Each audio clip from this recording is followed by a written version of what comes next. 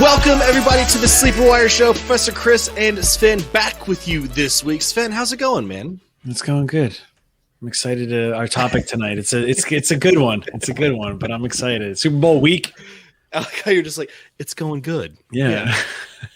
Not too bad. Not too bad. Well, I want to also welcome a special guest, Michael Liu, to the show. You can find him on Twitter at MikeMeUp with 2 P's and on YouTube at Bunkbed Breakdowns. How's it going, Mike? It's going good, man. Ready to get this show started. I mean, it's the best part of the Dynasty season, in my opinion, because you can kind of just talk about whatever you want. Content producers can produce whatever they want. So this is like free reign time. So it's the best time of the year. Yeah, just really any topic is any topic. You wait until after the NFL draft. All you're talking about is rookies. Yep. Well, so we are certainly in Dynasty season now with tons of Dynasty startups either happening or about to happen, well before the free agent deadline, well before the NFL draft. People are already doing this. And one of the most common questions that people have when they're in a Dynasty startup this early is, how should I value free agent X? And we're going to talk about some of the big name free agents, their current ranking, and whether they should be higher or lower. What do we believe? But before we get into that, couple pieces of news here. It is Super Bowl week, Chiefs versus Bucks in Tampa. It's the first Super Bowl where the host city is also the home stadium of one of the teams. So, Mike, prediction, who wins and the final score? What do you think? I think it's going to be the Chiefs winning, although the smart money is probably on the Bucks, because I think the betting odds are like, I think 90% of the money's on the Chiefs right now. Really? Yeah, like 90% at like what is it, 3.5 spread right now. So smart money's going to put it on Bucks. Sven, what do you think? I don't want to say it, but I think Tom wins his 7th. I really don't like, but it's Tom Brady. You can't like, I mean, he can't beat the NFC East, right? And this isn't the NFC East, so we'll see what happens. But I think the Bucks take it. Yeah, it's hard to bet against Tom Brady in the Super Bowl, but I am a self-proclaimed Brady hater, so I can't pick the Bucks. I can't pick Tom Brady. I want the Chiefs to win anyway. You got to love Pat Mahomes, Tyreek Hill, Travis Kelce, at least for fantasy anyway. You got to love these guys. I think they are going to win by at least 10. Wow. Tom Brady's never been blown out in a Super Bowl. You know what? At least 20. I'm gonna at least 20. Let's do that. Let's do that. I would love to see those prop bets. Yeah, I would love that. Huge news of the week. You guys have probably all heard this by now. The Detroit Lions traded Matthew Stafford to the Los Angeles Rams for Jared Goff, 2 future first-round picks because the Rams hate having first-round picks, and a third. How does this affect Cam Akers and DeAndre Swift? Mike, I'm going to kick this one to you first. I think, for Swift's purposes, I was already a big fan of Swift. I mean, Stafford doesn't really dump off, so not much volume there for Swift, I would say, before. But I think, with Goff, I think he's probably going to rely on Swift a lot. I mean, they have, no weapons, right? I mean, do they re-sign Kenny Golladay? Their number 1 wide receiver right now is Quintez Cephas, and I know Dynasty players love him, but I wouldn't feel too great if that was my top wide receiver going from Robert Woods and Cooper Kupp. Swift value really doesn't change much for me, to be honest with you. The Lions probably a worse off team with Goff than they are with Stafford, so maybe TD upside is down a bit, but maybe it makes up for that on the receiving side. I think for Cam Akers, it's the exact opposite, right? It's now he has probably more TD upside because I think Stafford is definitely a boost to the offense.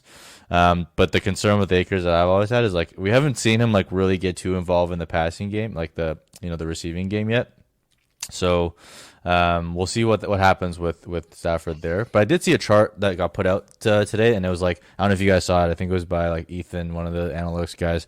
It's a heat map to show where Stafford is more accurate than Goff, and it was basically the entire field with the exception of a little bit of the middle part. And Stafford's really accurate in the the flats and stuff. So that is obviously a zone for running backs historically.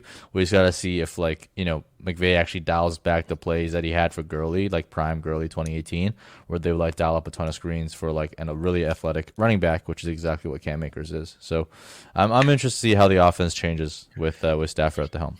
Yeah, I mean, you can make the argument that the receivers either get a bump up or a way bump down, but I honestly, after I thought about this, I think both running backs get an upgrade because you have DeAndre Swift, who is great in the passing game. He just didn't get utilized. Whereas Goff, you mentioned with Todd Gurley, he dumped it off to Gurley all the time. I think Swift gets a little bit of a bump up due to the passing work. And, Cam Akers has a better quarterback now. So that's going to open up the running game by being able to pass it a little bit better. I think both of them, both, at least the running backs, got a big boost, maybe not a big boost, got a boost in value. Sven, what do you think? Yeah, no, I totally agree with that. I think that Swift, Dan Campbell, first time head coach, they're definitely going to want to protect their investment. Is like he's going to get involved. So I think that Jared Goff is going to his value could stay the same from what it was, but I think that it could get a boost. I mean, they're probably going to be losing a lot of games, so could help in the garbage points. And Cam Akers, I think that Cam Akers definitely takes a little bit step forward because I think they used him. I mean, they used him. He was getting 20 plus carries and he was performing well. And Stafford, he's on the wrong side of 32. I feel like he still has some mileage left, but I think that they're going to try to use Cam Akers more in the running. But like you said, Mike said, that he's very accurate in the flats. So Cam Akers, they could use him in the passing game more. So I think that Cam Akers gets a little bit more of a boost than DeAndre Swift. I mean, Stafford's got a good 3 to 5 years left, right? Depends how long his back holds up. Right? I mean, he plays through a lot too. Yeah, he's an Iron Man. I mean, we think about him as being pretty fragile, but if you look at his career, like aside from his rookie and like the first 2 years, he's like played through injury and like never missed a game until last season, obviously. But I've said this before, but I think like if things break the Lions' way, and hopefully it doesn't because we don't want players to get hurt, but if like Stafford gets injured, Lions are going to have like back-to-back picks in the top 10 for like 2 years running, which would be pretty sweet. You mean if Goff gets injured? No, I mean if Stafford gets injured because they have the Rams picks. Because they got the Rams picks. Yeah. They could just go ham. Gotcha. Yeah. Well, speaking of quarterback trades, Deshaun Watson officially requested a trade, and I think we can agree that the Lions came out ahead in the Stafford trade, right? Yes. Okay. Yeah. I think it was a great trade for them, and I think it was a really risky bet for less need, but quarterback's the most important position, so if it works out, then it works out. I mean, it could definitely work out for both teams, but I think it was a great trade for the Lions. Well, do you think that a young quarterback, 2 firsts and a 3rd round pick would be enough for a team to land Deshaun Watson? No. Or is it going to take a lot more? No, not because the Rams, when they made the trade, similar to how everyone makes trades their first in Dynasty, they think they're a contender. So if you view those as like even mid to late first, it's probably not even close to enough for Deshaun Watson. And Goff is young, but he's just an average guy. So I think the only teams that really have a great shot are actually like still in the AFC, right? It's Miami and the Jets because it's gonna cost like a real young QB, like a Tua plus like a top pick plus another top pick plus something else, couple mid rounds or something. Yeah. That's a lot. I mean, it was surprising to see what the Lions got for Stafford. So everyone, I mean, what is Watson going to do? Like 4 first-round picks, and I bet Houston is absolutely loving what the Lions paid to, or what the Rams paid to get Stafford, because Houston knows they're going to get a haul for Watson now. That is the hope. But like you said, the Jets, Jacksonville is a team that is in place to do that. Why they would, I don't think they're not going to. But That's another team that has everything. Like, we have the picks. We have cap space. If Miami should. Miami is a team that can do it and probably still add a couple pieces through free agency and be like a contending team. I think they're probably the best position. If Jets do it, I don't know if like there's enough on the team to actually do anything. They have so many more holes to fill. Yeah. But like Miami's kind of like, they had a nice defense. They got a passable like running back, and they just got to add a couple wide receivers, pick up a Will Fuller in free agency, pick up, an Allen Robinson in free agency, and then just they'll be ready to go. Trade for Deshaun Watson and then sign Will Fuller. It won't be Jacksonville because there's no way the Texans are going to trade him in division. No, yeah. I mean, I'm just saying as far as teams that have the ammunition to, to actually go for Watson, like Jacksonville is probably one of the top choices, but they're not going to do it. No, nope, not at all. Well, before we move into talking about Dynasty free agents, we are still running the contest for the signed Chris Godwin or signed Kenny Golladay jersey. Once we get to 100 patrons at patreon.com/sleeperwire, we are going to randomly pick one person, announce them on the show, and then they will get their choice of the jersey. And even that $1 tier gets you in. So check out patreon.com/sleeperwire and get into the contest. So you know what? Even if you don't want to join that $1 tier, we still have free articles that go up all the time on our Patreon. You don't even have to pay for those. So check it out, patreon.com/sleeperwire. As mentioned at the beginning of the show, we're going to talk about notable free agents, their current ranking, and whether or not that's a realistic spot, given that we don't know what team they're going to be on next season. We're going to be talking about this in the context of PPR Superflex rankings, and these are the rankings that are on Fantasy Pros. And PPR because every league is PPR, and Superflex because, guys, doesn't it seem like every single new dynasty is now a Superflex league? Every single one. Hey, you want to join my Superflex dynasty? Yep. Yeah, really? I mean, as it should be. One QB is pretty vanilla. Yeah, I mean, you're right. Tight end premium is exploding too. Yeah, I mean, you just want to find leagues that have like different variations of scoring, and like because it creates different strategy in the draft, right? Because otherwise, sooner or later, Superflex will get there too, where it's like just the first 3 rounds are basically a given. Right now, it's still a lot of variance, but like once you introduce new scoring, like it makes it more interesting. Yeah. Well, tight end premium is getting to the point where when people are describing their league, like on Sleeper and the threads and everything, like, hey, this is a trade in this league I got. It's a Superflex, no tight end premium. Like they've started putting no tight end premium in there. That's good. Yeah, it's happening. Yeah, that's for sure. But so, like I said, PPR Superflex rankings on Fantasy Pros, and these were as of Monday night that I found these. And really a lot of these free agents, we can maybe already tell where they are going to be, in particular, the first one that we're going to talk about. But a lot of them, we have no clue. Are they going to go back to the same team? Are they going to be somewhere new? Where should they be valued in dynasty startups based on their current ranking? And the first one, Dak Prescott, is currently going 14th overall off the board. He's the 6th quarterback being taken. Is that too early or too late? I feel like 6th quarterback for Dak seems a little bit low given how good he actually has been. But then again, you have the recency bias of he's just coming off the injury. I should say, sorry, the 5th quarterback off the board, but coming off an injury. So, Mike, what do you think? I have him a bit lower than this, but I personally don't really deal with like ranks that much. I mostly think about it in terms of tiers. So I just have them in like the 2nd tier of quarterbacks with like Lamar Jackson, Justin Herbert, and like Kyler Murray and Josh Allen. So, the reason why I have him a bit lower though is because I don't know how he's going to come back from the injury. Like I've seen like NBA players and other athletes like get that injury and it takes them a while to come back. So I don't know how ready he'll be. And then, you never know what Jerry World does, the clown show over there in the Dallas Cowboys. So there's all like question marks. So, I'm going to go with like a safer guy who, may not be as good as Dak Prescott, but value wise will hold a little bit better. But I mean, he's elite, right? We know he's elite when he's playing, at least as a fantasy asset. He's a very good quarterback in the league as well, so he should absolutely be like within your top 8, I would say, at a minimum. So you have him in there with Justin Herbert, you said, yeah. In that same tier. So it comes to you on the clock. Which guy would you take? I'm just gonna take Justin Herbert because it's less risky for now. Like I said, I just don't know if he's gonna start the season the right way. How rehab is going and how he'll be. So, I'm going to take Justin Herbert over him. I'll take Lamar Jackson over him. I'm obviously taking Deshaun Watson over him. I'll take Kyler over him. And then I might even take Trevor Lawrence over him just because I think the value is a little bit more secure until we see him back on the field again. Russell Wilson? No, I would take Dak over Russ. Now, I think I'm pretty confident Dak's going to be back in Dallas. What do you think? I'm a Cowboys fan, and I wouldn't be surprised if really? He is. Yeah, sadly. From New York, but I live near Dallas now. So yeah, it's weird. I don't know. Are they going to franchise tag him? That's the biggest thing. Like he deserves to be paid. Clearly, he performs very well. He went from 10th fantasy 2 years ago to number 2 last year.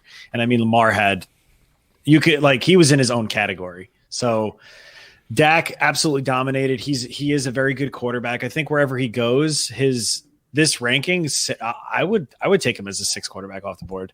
Because Josh Allen, Patrick Mahomes, like these guys, obviously those are your top dudes. And then you're Lamar Jackson, Kyler Murray, Deshaun Watson.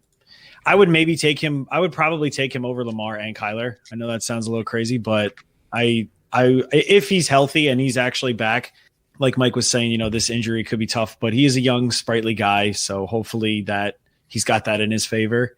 But will he be wearing a star? I'm not going to be surprised. If he says he's going to take his chances in free agency, I'm not going to be like, oh my God, because it's Jerry Jones. It starts from the top, man. Jerry Jones. That's the Al Davis effect, bro. What do you think, Mike? Dak Prescott, Cowboy next year, yes or no? I think the odds are he will be a Cowboy, but kind of like Sven said, nothing's really out of the question when it comes to Jerry World, right? I mean, you went out, signed as running back and an off-ball linebacker, probably 2 of the least impactful positions in football over his quarterback, and they've just mishandled that situation. Until Deshaun Watson, the Dak Prescott quarterback is one of the worst handled quarterback situations I've ever seen in my life. And they proved that you don't need Tony Pollard was a very serviceable running back. He was doing quite well without Zeke. So why did you pay Zeke? That's a good point, Mike. No one will know. No one knows. Jerry Jones knows. let's get Dak to Indy, baby. Ooh, that's just wishful thinking. That would. Well, so let's go ahead and move on. We've got a couple wide receivers that I want to bring up at the same time next. They're going basically, really, really close to each other. Chris Godwin is ranked as the wide receiver 10, and then Allen Robinson is the wide receiver 13. I lean more towards I would take Allen Robinson over Chris Godwin because I believe he is not only matchup proof, but team proof. I'm not so sure about Chris Godwin. So I think Allen Robinson should be ranked a little bit higher. Mike, where you at on that? I love Godwin. I think he'll go wherever he goes. He'll be great. I think he's a fantastic wide receiver. I think most people had him. A lot of people had him as the wide receiver 1 overall coming into the year, ahead of MT and stuff after the season he put up last year. And I'm a big fan of Chris Godwin. Like you said though, the question mark is hey, can he handle that true alpha role? Because he's never had to do it because he had Mike Evans on the other side of the ball. So that's a question mark, and always a question mark for any wide receiver that kind of starts off their career in the slot and then works the transition more outside. So that there's definitely a concern there, and Allen Robinson has definitely shown that he is matchup proof. I mean, the guy's been catching. Nobody's caught balls from a string of worse quarterbacks than Allen Robinson his entire career, right? So we know that for sure. But I think the age difference matters. So, I would take Chris Godwin because I think it just gives me more flexibility on my teams. Whereas Allen Robinson, you really have to be a contender to get Allen Robinson because his value is not going to go up anymore. Even if he continues to perform, because Dynasty, people just hate old wide receivers, and he's not even that old, but they hate wide receivers anywhere approaching that age 28 season. So, I love Allen Robinson. I have him pretty much on so many rosters, because I've been drafting him year after year when he goes way too late. But I think, if I had to pick between the two, heads up, I would choose Chris Godwin. So you mentioned Chris Godwin not having to deal with that alpha role. And I feel like the team that a lot of people always default to is when it comes to situations is the Jets. You put Chris Godwin and Allen Robinson, either one of them on the Jets, who's going to perform better for fantasy? I think Allen Robinson's going to be better on the Jets than Chris Godwin would be. What about you? Yeah, I think Allen Robinson right now is a better receiver than Chris Godwin, but I'm trying to play values here. So I don't think there'll be that big of a difference. I think Chris Godwin is a really, really good receiver, even on the Jets, because Adam Gase is gone now. They're going to bring in whoever they want at quarterback, whether that's Justin Fields, whether that's Zach Wilson. I don't care, bring in anyone other than Sam Darnold. I would just play that value, because at the end of the day, wide receivers, man, the point differential is just not meaningful enough for me to really care about it. So I care more about value and how value holds and preserves over time. So I think I could probably 1 year from now, maybe Allen Robinson scores 1 point per game or 1.5 points per game more than Chris Godwin. But even if he does that, Chris Godwin's value is going to hold a lot better than his. Because of the younger age. Yeah, because he's younger, and people will always go back to like that monster season he had last year, and he showed the right progressions. And even if he struggles a bit, people will be like, well, it's a new team, let's give him time. So there's a lot of reasons that people can use to kind of like prop up his value a lot more than Allen Robinson. So speaking of value, Sven, the next guy we have on our list is Kenny Golladay going at the wide receiver 18. So Kenny Golladay, free agent, fantastic wide receiver. I mean, you're going to have a hard time finding, that many wide receivers that are more talented than Kenny Golladay. But in terms of value, who provides the better value so far between Chris Godwin as the wide receiver 10, Robinson at 13, or Golladay at 18? Value? I mean, if Golladay gets in a good situation, if he signs with a team where he could be, or maybe even the number 2, I'm trying to think of another team. Like, what about Washington? Like, if Washington signed Kenny Golladay with Terry McLaurin, I mean, I think it's solid. It's solid value. He's what, Babytron? Is that what they were calling him? Yeah. At some point, he's got to stay healthy. That's the biggest thing. If he can stay healthy, he's exciting to watch. He's one of the best in the league. Right. So, well, I think we can say that about a lot of these players. It depends on where they go, but that's not really what we're talking about here. We're talking about they haven't gone anywhere.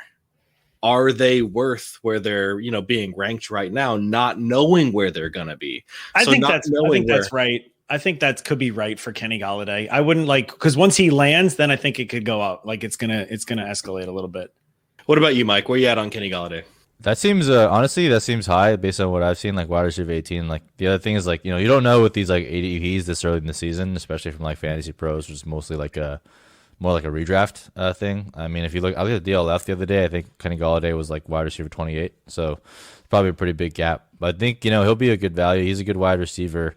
You gotta like with him though, it's kind of like I want to know like who's throwing the ball because he was a perfect match for Stafford. Stafford is one of the league's best YOLO ball throwers. After like Aaron Rodgers and stuff, because the guy just doesn't give a shit about anything, so he'll chuck it down there, right? But if you put Golladay on a team with like a Drew Brees, right? I'm no longer interested. If you put Golladay on a team with like Derek Carr, I'm not that interested, right? So talent does carry over, but I think fit definitely matters here, and I think Allen Robinson and Chris Godwin, frankly, are both a lot more versatile than Kenny Golladay. And Kenny Golladay is also like he was an old prospect. He came in the league, was already pretty old. I think he's like 27 now, going on 28. So just another one of those guys that is going to hit that like value age cliff. And those are always risky bets to make, especially if they're changing teams. It's crazy to think about, but Kenny Golladay and Allen Robinson are the same age. Yeah, Sven, I saw your face. That's crazy. I'm like, oh my God. Yeah, they're both 27 right now. Well, let's talk about some running backs here. So Aaron Jones, he's the big name free agent as of right now. He's currently ranked as the RB8. And honestly, if you look at I posted the link to the Fantasy Pros rankings for Superflex and everything. If you sort it by running back, you can see some of the guys going behind him. I would take Zeke over Aaron Jones. I know Mike, you just talked about how the running back, maybe for an NFL team, is one of the least important ways to spend big money, if maybe we want to put it that way. But I would take Zeke over Aaron Jones. I think I would take Josh Jacobs over Aaron Jones, Dobbins over Aaron Jones. And I'm not saying that as an Aaron Jones hater. I just think he's ranked a little bit too high. But where do you see him in that realm of Zeke, Dobbins, Swift, Jacobs?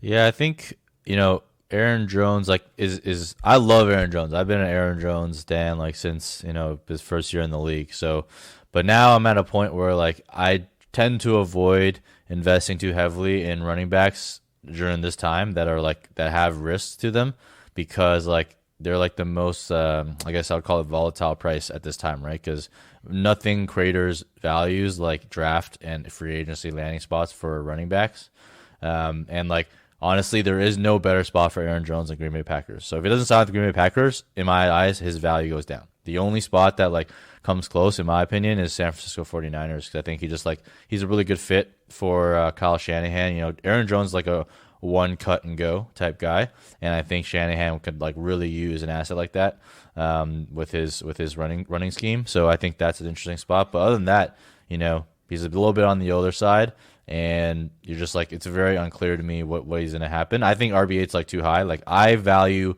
young running backs a lot more. So I would take like Swift, Dobbins, Akers, like all these guys, I would take over Aaron Jones 1-to-1. But you don't have to do that. You can probably trade Aaron Jones for a little bit on top because of how good he is. But I would just like, it's a risk mitigating factor, and they might not outproduce him again this year. But I'd rather have a 21-year-old running back than a 25-year-old. So you're kind of thinking, based on what Aaron Jones has done in the past, trade him now for some value.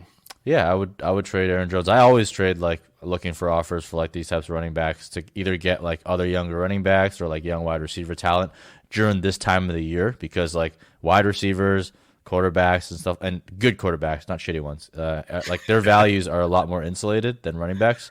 So at this point of the year, like, I'm not really going for the running backs unless like I'm a really big contending team, and I think there's a lot of upside. But I don't think there's that much more upside to Aaron Jones, right? Because he's, he went out, produced this year, and I don't think he's going to really climb up to the top 5 anytime soon.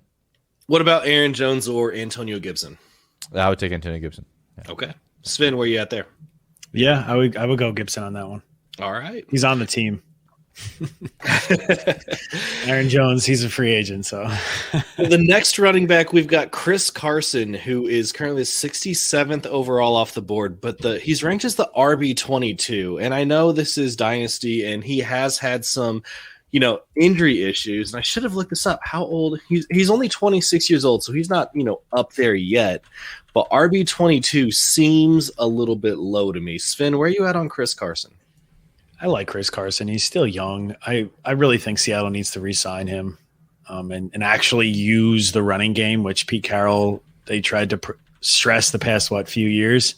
And then now he's coming out and saying, oh, yeah, we're going to run the ball. But I don't know. I think could be a similar situation, and you guys can disagree with me, like, but what Mike said about Aaron Jones, like, he needs to re-sign with the Green Bay Packers. Like, I think Chris Carson he's done well. He's performed well in Seattle. Like, he's had 2,000-yard seasons. He's got a pretty solid yards per carry, and he can handle a workload. So I think that Seattle needs to re-sign him. And if he's at that spot, I'm okay with it. I like it. I think it's good value. Chris Carson or Joe Mixon? Chris Carson. Mike, what are you thinking there? Joe Mixon. Yeah, I lean Mixon as well. I mean, he has not lived up really to his draft capital any season. Yep. But at the same time, he's 2 years younger. He doesn't have the injury history that Carson does. Great in the passing game. I lean towards Mixon as well. Kenyon Drake, the RB24, so only a couple spots after Chris Carson. I will say I would much rather have Chris Carson than Kenyon Drake. I think Drake goes back to the Cardinals this year. I think they need it, maybe not need, but it would be good for them to have that stability at the running back position. Is he worth being ranked higher than that as of right now, Mike, when we don't know where he's going to be? No, I mean, Carson and Drake are both way too high. I think way too high. Yeah, like all these running backs we're talking about, and not to spoil your next guy, but James Conner, like all these guys in the RB 22, 24, 28 range, this is all way too high, in my opinion. I think, especially where they're going in the draft, like I'm just going to fade that entire zone for running backs. That's usually where I hit wide receivers. And like I said, I don't take on this type of risk on like older aging running backs. Like if I had to take a risk, I would take Aaron Jones, because like wherever Aaron Jones goes outside of maybe like 2 or 3 spots, he's going to be the guy, and he's going to basically crater the value of whoever is there versus the other way around. But like these other guys, like I'm not sure, they could land somewhere, they could not get picked up, and they're just not. I don't really see too many spots that are better. Like Kenyon Drake, he was my boy. Like I love Kenyon Drake, but coming into last year, like, he had all the work, and then it just turned out that it wasn't good enough because he didn't get used in the passing game, and then like Kyler Murray was basically vouchering a bunch of stuff, and then Chris Carson like can't stay healthy like ever, so I'm not going to bet on him to be healthy going forward. So yeah, I think this is like a zone where it's just running backs that I just don't touch. I never touch them in drafts. So we're in the, obviously we're in the realm of dynasty startups as of right now. Let me talk about some of the guys ranked behind him. Let's play a this guy or this guy. So let's keep in mind we've got Carson, Drake, and as you mentioned, Connor, who's the RB28. I'm going to list some guys who are below them. Would you rather have them? So we have Carson, Drake, Connor. What about Devin Singletary? No, that guy stinks. So Leonard Fournette. No. You would take Carson, Drake, and Connor over him. Oh, I would take Leonard Fournette over Connor for sure. I might even take Leonard Fournette over Drake, but I just wouldn't take any of them. Like, tell me the wide receivers in that range. Right. We're just talking about running backs right now. Yeah, but I'm saying in a startup, I would never draft these guys. Like, unless they fall into like a double-digit rounds. Like, if they're on the board, I don't care how much value there is. I'm never drafting them. Okay. Hate these guys. There we go. Got it. What about Le'Veon Bell? He's the RB42. Too low? Too high? Zero interest. Zero interest. Same. I think that's fair. It's a shame to say. I think that's fair, though. We have one tight end on the list, Hunter Henry, the most notable tight end. The other one was Jonnu Smith, who is just to me. Hunter Henry ranked as the tight end 8. Now, of course, you can always make the argument, well, it depends on where he goes. But Hunter Henry is super talented. And when he's on the field, he's been great. Right now, as a free agent, we look at some of the guys who are, Dallas Goedert is ranked ahead of him. So is Noah Fant. But some of the guys behind him, Mike Gesicki, Evan Engram, Robert Tonyan, Irv Smith. I think I would take Gesicki over Henry. What about you? I'm not a big Mike Gesicki fan. So I think, honestly, like with tight ends in Dynasty, like I don't really like going this like carousel of like trying to hit the jackpot with a late round tight end. Like every year I usually just pay up. I'm like, hey, Kelsey, Kittle, Waller, and then I'll like swing on like a young guy who I really, really like, someone like TJ Hawkinson last year. That was like my only dart. The only tight end I ever drafted late round was TJ Hawkinson. Yeah, tight end is like a weird. It's like a weird position, right? Because if you're not like the top 3, it honestly it doesn't even matter. Like Gesicki was a top 10 tight end. That didn't matter. Added like zero to your win column, doing what he did. So yeah, I think I'd much rather like pay up a little bit more, right, and get like a Goddard, get like a Hawkinson, like a Fant, than to really like mess around with some of these like later round guys. Yeah, I'm with you there. I have a hard time paying up to get Kelsey, Kittle, and Waller, but if you do it in a dynasty, I mean, you're set at that position.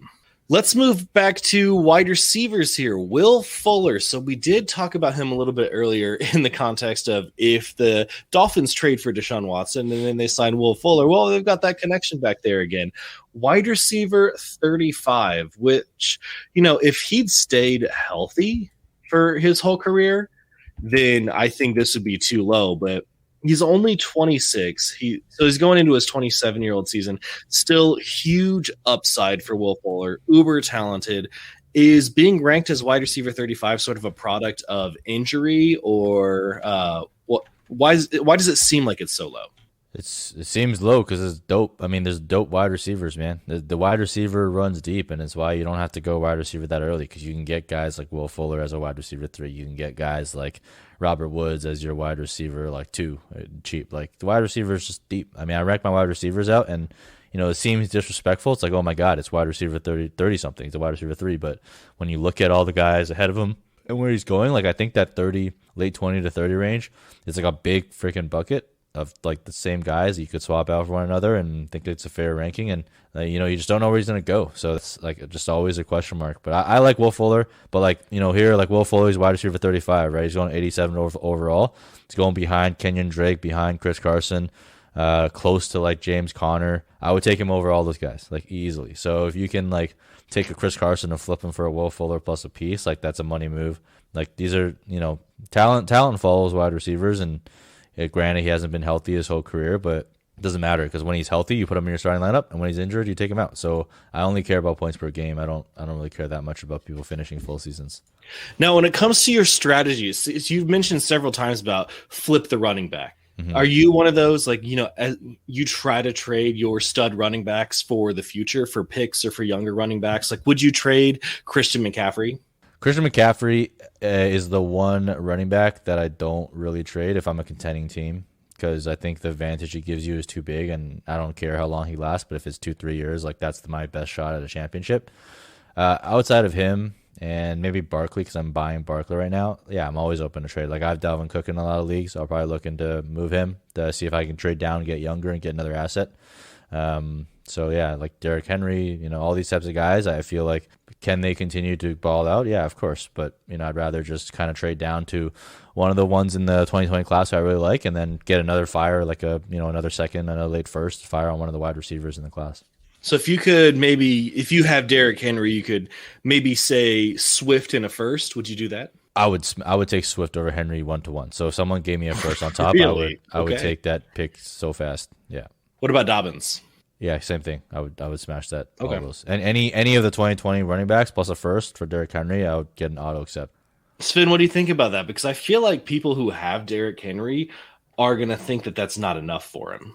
I mean, especially like J.K. Dobbins, Jonathan Taylor. I mean, it's their team. Like they are the bell cow now, and they're turning into Derrick Henry. So getting that, and then potentially getting another first, another top scorer. I mean, then you kind of like you fill in those gaps for like getting rid of Derrick Henry. But it's crazy. But I agree with you, Mike, on that. The J.K. Dobbins and DeAndre Swift, maybe, but J.K. and Jonathan Taylor, I would wholeheartedly hit smash on that. You would not get Jonathan Taylor for me if you offered me Derrick Henry plus a first.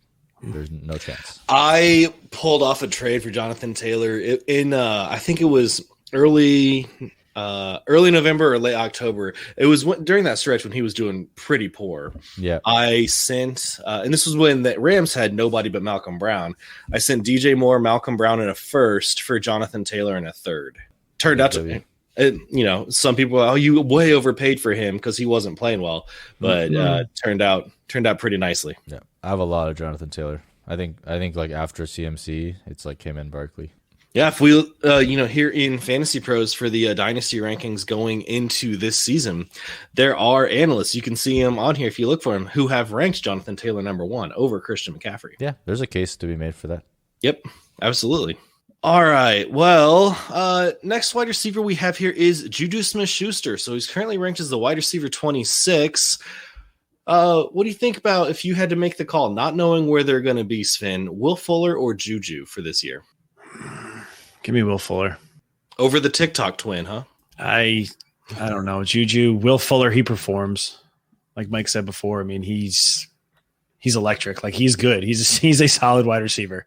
When he's on the field, he plays well. Juju, he's been on the field for a long time, more than Will Fuller right now, it seems like. And I don't know. I go Will Fuller. I mean, this is only Juju's 3rd season, right? 4. This was his 4th.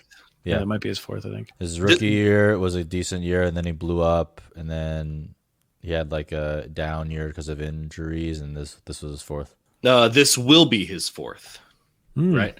Oh no, I'm looking at advanced receiving on. This was his 4th. Yep. Now will be his 5th because that's why his contract's up. Yep, that makes perfect sense. So, would you take Fuller as well over Juju? No, I would take Juju. I think Juju is undervalued. I think 20.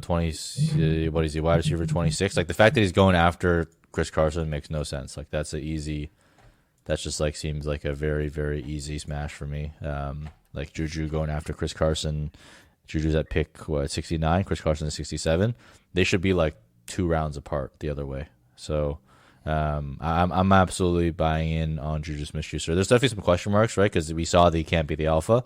But I think also NFL teams saw that too. So whoever signs him likely is not going to expect him to be like the guy. Like I would love to see him go to like, I don't know, Green Bay Packers and just be the second fiddle to Devontae Adams. That'd be fantastic. If he went to... God, they'd never lose a game. Yeah, if he went to, I don't know, the Cardinals, right, and go play along DeAndre Hopkins. Like he could be a fantasy wide receiver 1 without being a real life wide receiver 1. And age adjusted wise, like his production early on was, pretty much unmatched. And has he been disappointing? Absolutely, but doesn't mean he's a wide receiver 3 now. Well, because he finished as he finished as a wide receiver 1 his 2nd year when Antonio Brown was the lead dog, right? Yep. He came in, it's 111 for 14, 26, and 7. That's a pretty great season for a 2nd-year wide receiver. You're absolutely right. If he goes somewhere where there's a clear alpha, he's going to be great. And I think that's going to happen. I agree. I would take Juju over the Carson, Drake, Connor that we were having earlier. What about Corey Davis? So he's as the wide receiver 45 right now. Had a really good stretch this season. Corey Davis, I think we can agree Will Fuller and Juju definitely deserve to be taken over Corey Davis. But wide receiver 45, I kind of feel like that's a little bit too high. I don't mind it. I mean, it's always tough to like go off like wide receiver 45 rankings. I try to think of it more of like what would people like pay? What would I pay for him like in rookie picks? Like would it be a 2nd? Would it be a 3rd? I think Corey Davis, same story as Juju Smith-Schuster, right? I mean, there's someone that was highly touted prospect, is a good player, but is not suited to be the wide receiver 1. Like he cannot handle, the top cornerback of the opposing offense. We saw that, like, as when he first last year, at the beginning of last year, he was still struggling, and then AJ Brown took over, and then once AJ Brown took over this year for real as the true alpha, Corey Davis shined again because he can't handle that wide receiver one role. So similar to Juju, I want to see him land in a place with the established alpha. Like, again, Green Bay Packers, that'd be great. All these guys that have a top wide receiver already, like maybe even Buffalo, right, to play alongside Stephon Diggs. I think that would be interesting. But if he lands in a spot like the Jets, where it's like, hey, you got to step up and be the guy, like, I'm not interested. Once again, it's we default to the Jets for the bad team. Always the Jets. Well, if we look at the rankings on Fantasy Pros, which I know these are February 2nd rankings, so they don't mean a whole lot at this point. This is more for the people who are doing dynasty startups already. Guys going behind him, I would take Michael Pittman over Corey Davis. I'd take Robbie Anderson, Mike Williams, Sterling Shepard, John Brown. He's a little bit older. I would take John Brown over Corey Davis. Just a bunch of guys that I would still rather have. I'd take Alan Lazard over Corey Davis. So I feel like being at wide receiver 45 is just still a little bit too high. Sven, what do you think? I don't know. I think I just don't like Corey Davis. So what about Tim Patrick or Corey Davis? Ooh, Tim Patrick. Probably Tim Patrick. Nelson Aguilar. Corey Davis. Nelson Aguilar had the second highest yards per reception this season. I know he performed well, but his little antics at the end of the season kind of threw me off when he ran into the locker room. Right, as it said, "We all suck. You guys all suck." Like, yeah, what? Like, who are you, bro? Let's see. What about Scotty Miller or Corey Davis? Scotty Miller. It depends if Chris Godwin, but that's the thing. We don't know right now. Maybe Scotty Miller, but if Godwin leaves and Tampa and like Tom is still there, then I don't know. I like Scotty Miller. And that's the thing we don't know. Exactly. So the whole point of the show. What about AJ Green? Corey Davis. Ooh, I would take Green over Davis. What do you think, Mike? I would take Corey Davis over like all those guys you just named. Okay. All right. So you value him a little bit more. Let's talk about a couple quarterbacks here. Jameis Winston, the QB 30.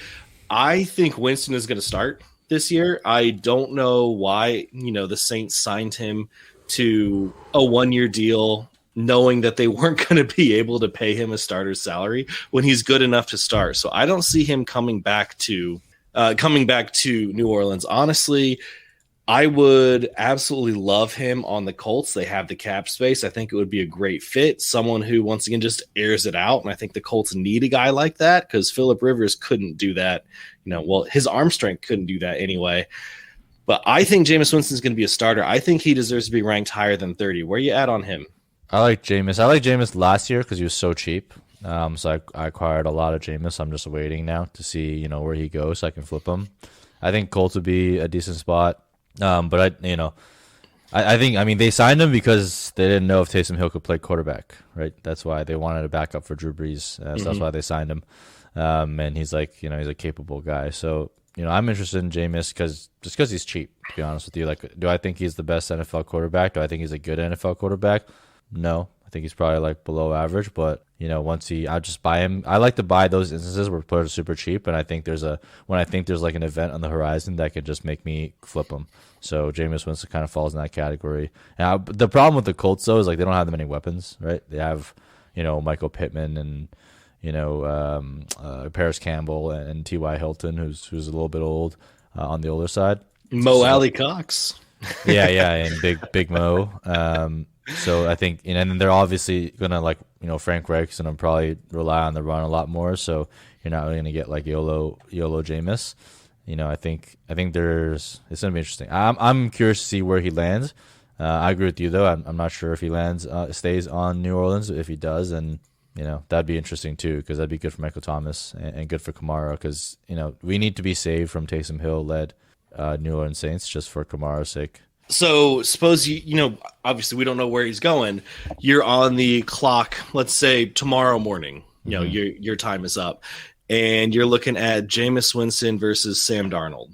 I'm taking Jameis Winston. Sven, what about you? Jameis. What about Jameis or Daniel Jones? I'll probably take Daniel Jones because he's got a little bit more job security. He's got the Konami code there. I don't like it, but I'll probably take Daniel Jones. I don't know. I would still maybe take Jameis because if he starts, but Daniel Jones, I like the security thing that you said though. Carson Wentz. Probably Carson, just because like there's so many people out there that actually still think he's going to turn it around. So if they sign someone or if he gets a start, I think you'll be able to flip him for a little bit more. But this is like the zone of quarterbacks. Like I don't really like playing in, to be honest. Like I'll just get like the couple mid tier guys that have job security or like a couple elite guys. I don't really mess around with this group of quarterbacks. I don't like any of them can just lose their job at any given moment. So you're more of like a grab Baker and Cousins or something like that, the middle guys that are going to start. I'm more of like a grab Tannehill in every draft and then maybe like backfill with a Cousins and then I'm going to like grab one of the rookies.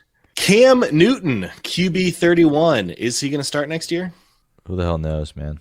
I have no idea. I'm a Patriots fan, so it was painful to watch. Like, oh man, when he took after he was like good, and then like after that COVID break, it was bad. So I don't know if it's like COVID hits like athletes all differently, right? Like we know Von Miller like couldn't even play after he got hit with COVID. So I don't know if it was like a COVID thing or whatnot, but it just didn't look that great. But the first half of the season he looked fine. But yeah, I do think he's gonna get signed somewhere though, right? Because like Cam is still a decent enough quarterback. I mean, he's better than Sam Darnold. Right, he's better than like a lot of these shitty young quarterbacks. So I hope he gets a chance. I mean, certainly better than Darnold, better than Drew Lock. I think he's still better than Daniel Jones. It pains me to watch him play. It pains him to watch him play. He needs to retire. I think just hang it up. How old is he? He's only 31, 32. He's the same age as Russ. He like can't throw the ball though. Like he pushes it. I don't know, man. He was fine for the first half. I don't know what happened after the COVID break, but it was like a totally different player. So let's see what happens next year when he comes back in his training camp. I still think he has some gas left in the tank. Is he like prime Cam anymore? No, probably not. But I think he's still a starting quarterback. Cam Newton or Jameis Winston? That's a tough one. This is one where I battled like a lot with last year when they were both like free agents. I was picking up both of them in like the early double digit round Superflex. I felt like it was an easy flip. I think right now though, even then I preferred Jameis because he was a bit younger. I think that's why I took him. And he's someone that can like go out there and throw for like 5,000 yards. So I would still take Jameis now, I think. And the last player I want to talk about while we wrap up here, I had to throw one of my Colts in there. T.Y. Hilton. He is a little bit older. Is he, is it 31 now? Yeah, I think so. Something like that. Let me see. T.Y. Hilton, age 31. Yep, he'll be 32 in November. So age 32 season, wide receiver 59. I mean, I know you don't want old wide receivers in Dynasty, but I'm biased towards T.Y. Hilton, so I'm going to kind of pull myself away from this. What do you think about Hilton? Someone that you're targeting because you can get him late, or are you avoiding him altogether? No, I'm not really targeting him. I think it would be interesting if Jameis went there. Look if we see what Jameis did. But like the thing is, like Jameis isn't even good at deep balls. He's so inaccurate. That's why like it doesn't even like match up well. But like he would get a lot of targets. I don't know how good they'd be. I'm not that interested. I mean, I don't know who was going to be there, and like I don't care about volatility when it comes to wide receivers personally. But like when it comes to Hilton, it's just like he's like just not startable like in like 10 out of 16, like 12 out of 16 games probably. So it's like a tough sell. And he's like always struggling with injuries. So I don't think I'm targeting him, but like it always depends on the price, right? If someone gives me him for like, like a third round, like a late third round pick, then yeah, I'll take a swing on him because he's produced before, but I'm not really targeting him or going after him in any way. What about Hilton or AJ Green? Man, like neither. These are guys that I have 0% of these guys on my teams. Same. All right, well, I won't continue on then if the answer is going to be neither. Guys, that is going to wrap it up. Like I said, we just really wanted to talk about some of these free agents and how we view them versus where the extra consensus ranking currently has them as of February 2nd. Mike, thanks so much for joining us. Why don't you tell everybody where they can follow you, find you, and support you? Yeah, thanks for having me. You guys can find me at Mike Me Up with 2 P's on Twitter. So hit me up. I'm usually engaging with everyone there. Doesn't matter how many followers you have. I'll just like shoot the shit with you if you want to talk some ball. And then for YouTube, we're pumping out a bunch of content. My co-host at FB God on Twitter and myself. It's called Bunkbed Breakdowns at Bunkbed_ on Twitter. So we put out like pretty much a video every day. And we're covering mostly Dynasty stuff, but we're also covering like NBA Top Shots because both of us are pretty heavy in that game now. So if you guys are interested, head on over and subscribe and see if you like the content. Hell yeah, and you can follow us on Twitter at Sleepwire Show. Sven is on there at FantasySven, and then I'm on there Prof_Chris SW, and on the Sleeper app at Professor Chris as well. Mike, Sven, thank you so much for joining me again. Everybody else, thanks for tuning in, and we will catch you next time.